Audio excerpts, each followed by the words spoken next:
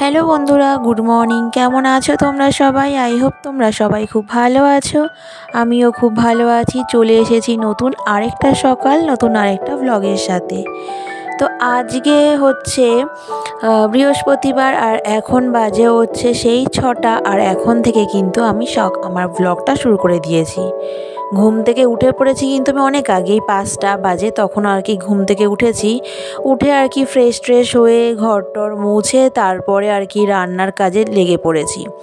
যেহেতু বৃহস্পতিবার, আর এখানে হচ্ছে বৃহস্পতিবার করে কারেন্ট অফ হয়ে যায় ওই 8:30 নাগাদ, আর তারপরে কারেন্ট আস্তে আস্তে অনেকটা সময় কাটিয়ে দেয়। তো আজকে আমার নতুন ব্লগে তোমাদের সবাইকে অনেক অনেক স্বাগত। আশা করি আজকের ব্লগ তোমাদের কাছে খুবই ভালো লাগবে। তো দেখতেই পারছো সকালবেলা ঘুম থেকে উঠে যেসব কাজগুলো করা থাকে সেগুলো করে নিয়ে কিন্তু রান্নাঘরে এসেছি, একেবারে রান্না চাপিয়ে দিয়েছি। আর আগের দিন যেহেতু আমার চাউমিন করা ছিল, সেটাই আর কি হাজব্যান্ড টিফিন হিসেবে খেয়ে যাবে, সেটাকে একটু গরম করে দিলেই আমার হয়ে যাবে। তো এই যে মাছগুলোকে দেখতে পাচ্ছ, সেগুলোকে আর কি ফ্রাই করে নিয়ে আলু আর ফুলকপি দিয়ে মাছের ঝোলটা একেবারে হালকা হালকা করে করব।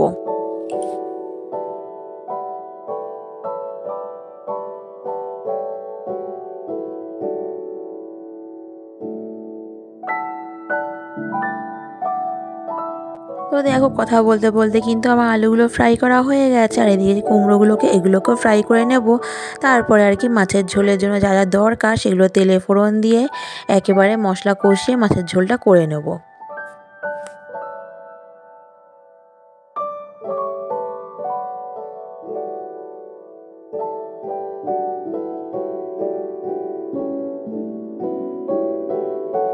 তো সকালবেলায় হচ্ছে রান্নাটা সবথেকে বড় কাজের একটা অংশ।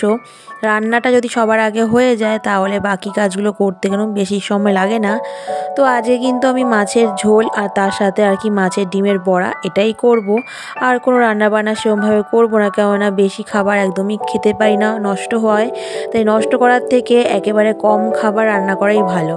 তো সেই কারণে আর কি একদমই হালকা পাতলা ঝোলের করব মাছের, আর তার সাথে মাছের ডিম। আর তারপরে দেখো চা করতে চলে আসলাম, আর ওদিকে কিন্তু মাছের ঝোলে মাছগুলোকে দিয়ে দিলাম, ঝোলটা ফুটে উঠেছে বলে। আর এই যে হাজবেন্ডের জন্য আগে চাটা করে নিচ্ছি, ওকে আর কি আগে দিয়ে তারপরে আমি খাবো। আর যেহেতু আমি গরম চা একদমই খেতে পারি না, সেই কারণে তারপরে চলে আসলাম আর কি বিছনা গুছাতে। তো বিছনা গুছিয়ে টুছিয়ে নিয়ে তারপরে আর কি চলে যাব বাকি কাজগুলো সারতে, কেননা তারপরে আর হয়তো আমার ভিডিও করা হবে না, কারণ হচ্ছে কারেন্ট চলে যাবে। কারেন্ট চলে গেলে অন্ধকারে আর কি ভিডিও করব বলো। এখানে কারেন্ট চলে গেলে কিন্তু মোটামুটি 12টা 12:30টার আগে কিন্তু আসে না। তো তার মধ্যে যেসব কাজগুলো সেগুলো তো ফেলে রাখতে পারবো না। এই কারেন্ট কখন আসবে তখন ভিডিও করব, সেই মানে অপেক্ষায় বসে থাকলে তো আমার কাজগুলো পড়েই থাকবে। তো সেই কারণে হয়তো সেই ভিডিওগুলো আমার আজকে আর তোমাদের সাথে শেয়ার করা হবে না। তো যেটুখানি আর কি কারেন্ট থাকাকালীনই করতে পারবো সেটুখানি তোমাদের সাথে শেয়ার করব। আর বাকি কাজগুলো তো আমি করেই ফেলবো, কারণ সেটা ফেলে রাখতে আমি একদমই পারবো না। তো দেখো আমার বিছনা গুছানো হয়ে গেছে, এখন একটু ঝাড় দিয়ে নিলেই আমার হয়ে যাবে। তারপরে আর কি যেসব কাজগুলো রয়েছে সেগুলো আর কি করে নেবো, সেগুলো তো তোমরা প্রতিদিনই দেখতে পারো।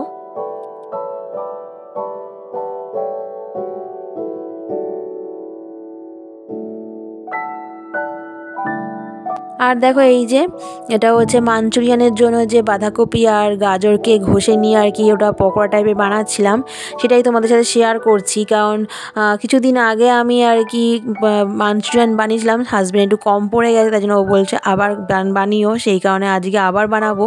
তাই ওগুলো ফ্রাই করে রেখে দিলে বিকেলে বানাতে বেশিক্ষণ টাইম লাগে না। তো দেখা হচ্ছে একেবারে দুপুরবেলায় খাওয়া দাওয়া হয়ে যাওয়ার পর এই জামা কাপড়গুলোকে নিয়ে এসেছি, আর তার মধ্যে কারেন্টও চলে এসছে।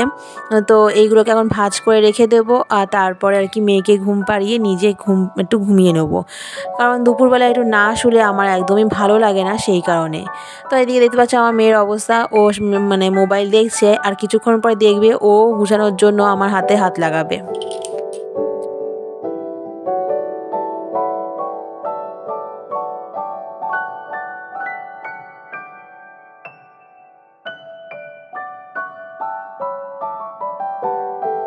তো তোমরা দেখতেই পাচ্ছ আমার মেয়ের অবস্থা, ও আর কি জামা কাপড়গুলোকে নিয়ে রাখবে, কোথায় রাখতে হবে সেটা কিন্তু ও ঠিকমতো জানে না, তা ও রাখবে। তো যাই হোক, ওকে আমি বলছি যে আমি গুছিয়ে নিই, আমি সুন্দর করে রেখে দিই, তারপরে তুই নিজে নিয়ে রাখবি না, ও ভাঁজ করবে, ও গুছাবে। তো দেখো মানে এখন থেকেই ও আর কি সংসারের কাজগুলো কীভাবে কী করতে হয় ও আমার সাথে থাকতে থাকতে অনেকটা শিখে যাচ্ছে, কারণ ও দেখে যে আমি কিভাবে কি করি না করি সেগুলো ও সবসময় দেখে, সেই জন্য আর কি ওইগুলো করার চেষ্টা করে। তো ওর অবস্থা দেখো কীভাবে মনোযোগ সহকারে আর কি দেখছে, দেখো মানে আমি ওর পাপার জামাটা আর কি ভাঁজ করছি, ও মাঝে মধ্যে একটু হাত লাগাচ্ছে। তো ও একটু মানে এগুলো করতে আর কি ভালোবাসে, আমার মনে হয় আমার মেয়েও বোধহয় সংসারের এই কাজগুলো করবে ভালো মতো করে। যাই হোক, এই যে গুছিয়ে রাখলাম, এরপরে দেখবি আমার মেয়ের অবস্থা, এগুলোকে নিয়ে ওকে দেখিয়ে দিয়েছি কোথায় রাখতে হবে, ও খুঁজে পাচ্ছে না কোথায় রাখবে। তো ও মানে নিচেই একটা জায়গায় রেখে দেবে, তারপরে আর কি ওখানে কিছু জিনিস আছে সেগুলো নিয়ে খেলা শুরু করে দেবে।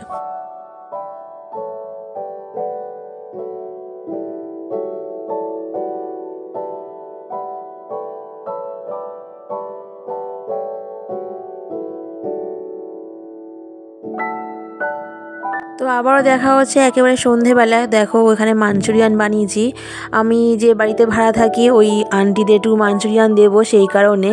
আর এদিকে দেখো একটু বেগুনি বানাচ্ছিলাম, আর ওইদিকে হাজব্যান্ডের জন্য বানিয়ে দিয়েছি। তো একেবারে চলে আসলাম রাতের খাবার খাওয়ার পরে আর কি বাসন কোসন মাজতে।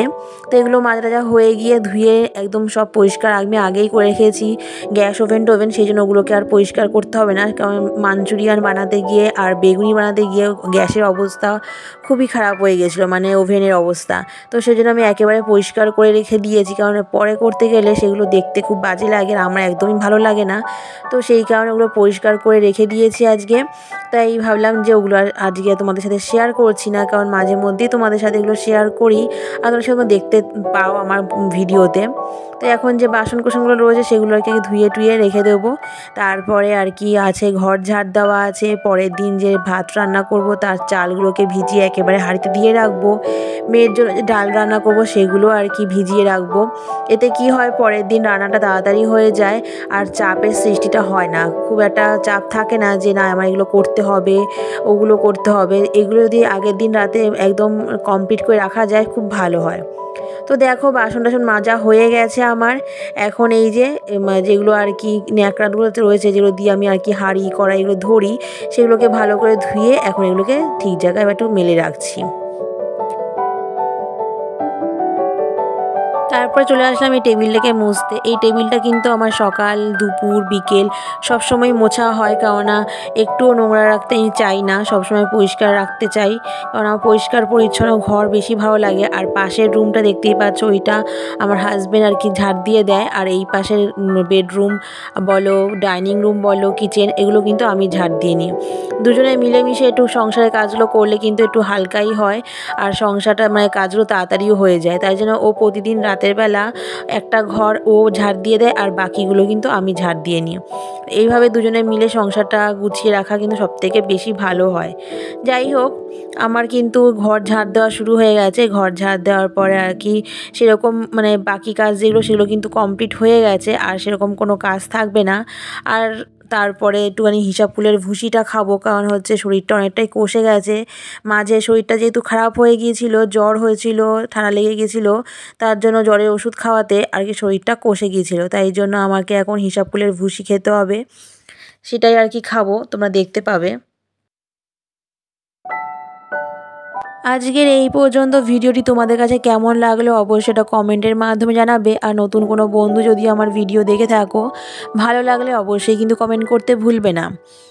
আর আমি সাধারণত ঘরের যে সমস্ত কাজগুলো প্রতিদিনই আর কি সকাল থেকে রাত অবধি করে থাকি সেগুলোই তোমাদের সাথে শেয়ার করার চেষ্টা করি ছোট্ট ভিডিওর মাধ্যমে। আশা করি তোমাদের কাছে আমার ভিডিওগুলো খুবই ভালো লাগে বা আমার আজকের ব্লগটাও তোমাদের কাছে খুব ভালো লাগবে। তো দেখো ঘর ঝাড় দেওয়া মোটামুটি কমপ্লিট হয়ে গেছে। আর এই যে চলে আসলাম হিসাব ফুলের ভুসিটা খাবো। তো ওকে প্যাকেট আনতে বলেছিলাম, তা এনে দিয়েছে। আর এই যে এখন ওটাকে জল দিয়ে গুলে একেবারে খেয়ে নেব। আর আজকের ভিডিওটা কিন্তু এই পর্যন্ত থাকবে। কেমন লাগলোই অবশ্য কমেন্ট করে জানাবে। যদি ভালো লেগে থাকে অবশ্যই লাইক শেয়ার সাবস্ক্রাইব করতে কিন্তু একদমই ভুলবে না। দেখা হবে নতুন একটা ব্লগের সাথে। ততক্ষণ তোমরা সুস্থ থাকো আর ভালো থাকো।